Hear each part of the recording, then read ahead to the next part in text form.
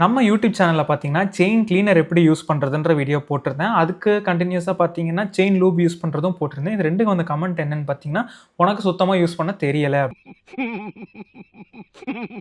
அப்படின்றதான். சரி டுட்டோரியல்லாம் பார்த்துட்டு செயின் கிளீனர் எடுத்து அவங்க சொன்ன மாதிரியே ஃபஸ்ட்டு பின்னாடி சைடு வந்து நல்லா ப்ரெஷராக அழுத்திட்டு இருந்தேன். அண்ட் நல்லா தாங்க போயிட்டு இருந்துச்சு. சரி பின்னாடி எல்லாம் செட் ஆயிடுச்சு, சைடில் அடிக்கலான்னு பார்க்கும்போது சரக்குன்னு அந்த கிளீனர் பார்த்தீங்கன்னா நின்றுச்சு. என்னடான்னு குலுக்கி பார்க்குறேன், கிளீனரே முடிஞ்சு. அவ்வளோதான், வீடியோ எடுத்த மாதிரி தான் அப்படின்ட்டு சரி போட்டும் இருக்கிற கிளீனரை வச்சு அந்த ப்ரஷ்ஷை யூஸ் பண்ணி ஃபுல்லாக க்ளீன் பண்ணிவிட்டு சரி லூப் அடிக்கிற சொல்லி கொடுத்துடலாம் நீட்டாக அப்படின்னு வந்து லூப் அடிக்கிற ஃபஸ்ட்டு பின்னாடி வீடியோ எடுத்துகிட்டு இருந்தேன்.